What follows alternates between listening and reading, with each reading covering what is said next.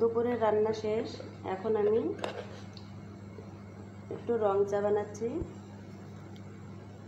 মশলা চা।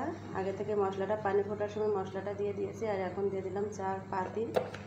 পাতিটা আমি একটু বেশি করে দিচ্ছি, যেহেতু প্রচণ্ড কাশি এবং গলা ব্যথার সঙ্গে, এজন্য একটু চার পাতিটা বেশি করে দিয়ে এখন জাল করব। আর পানিটা কিন্তু অলরেডি 1 মিনিট ফোটার পরে তারপরে আমি এখানে চার পাতিটা দিলাম।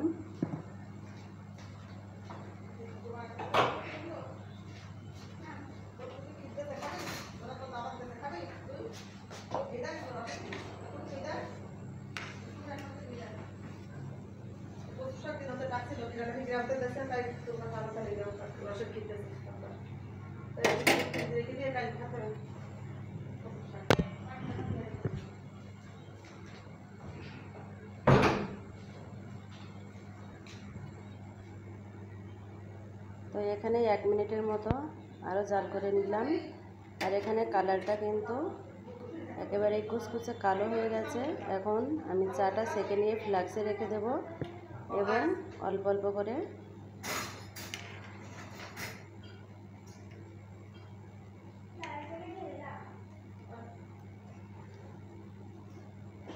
চাটা ছেঁকে ফ্লাক্সে রেখে দেব এবং বারে বারে অল্প অল্প একটু একটু করে বারে বারে খাবো। গরমটা লাগলে গালের ভিতরে, গলায় লাগলে অনেকটা আরাম লাগে, এজন্য আমি চাটা একবারেই বানিয়ে রেখে দিলাম।